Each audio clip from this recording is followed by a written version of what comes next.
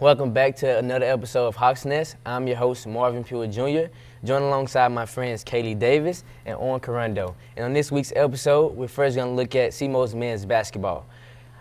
They had a big win over Morehead State last weekend, in which the team they lost in overtime to earlier this season. And they also beat UT Martin last night, And Morehead State is a team that knocked them out of the OVC tournament last year. So their win last weekend must have felt good to them. And so considering that their big win last weekend and their win last night, do you think, Owen and Kaylee, that they have a chance to beat the number 19 team in the nation, Murray State, on tomorrow? I think that it's really up in the air. I think I have my doubts because Murray is coming off a 17-game win streak. And they just outright won the OVC regular season championship. So if SEMO is wanting to win, they're really going to have to dig deep and do some work.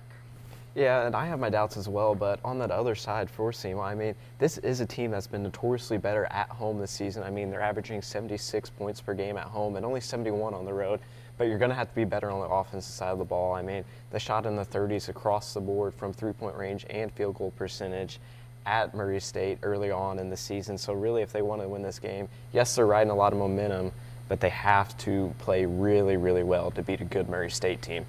Well, yeah, you heard it here first. This game against Murray State tomorrow could go either way. Now let's take a look at women's basketball. They also beat Morehead State last weekend, gaining their second conference win, but they lost last night to UT Martin. And as we've been informed, Rochella Scott is now off the Redhawks women's basketball team. So, Kaylee, how do you think this affects the Redhawks moving forward, as she is the second leading scorer on the team? Marvin, I really think that the team just needs to try and capitalize on their strengths now and really try and play off of those, especially because they were struggling on offense here recently, and they also are such a young team. So I think that they could also greatly benefit from adding some older players from the transfer portal. Yeah, the loss of Rochella Scott is definitely going to hurt SEMO's women's basketball team. She's the second leading scorer, and she's had a huge impact on the Redhawks women's basketball this season.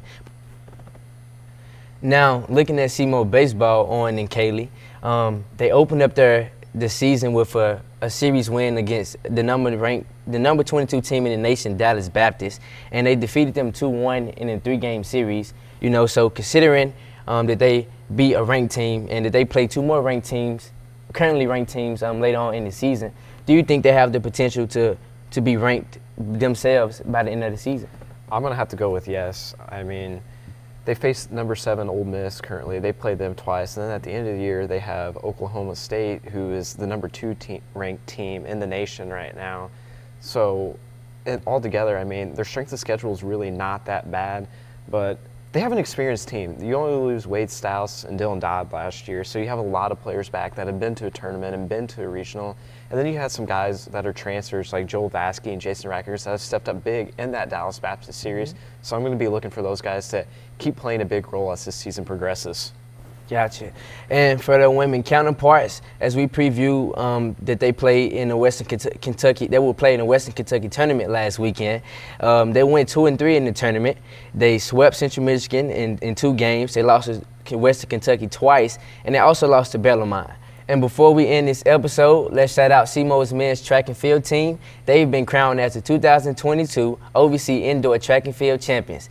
And be on the lookout for SEMO Gymnastics, as they will host Illinois State tonight. But this has been another episode of Hawks Nest. See you next week.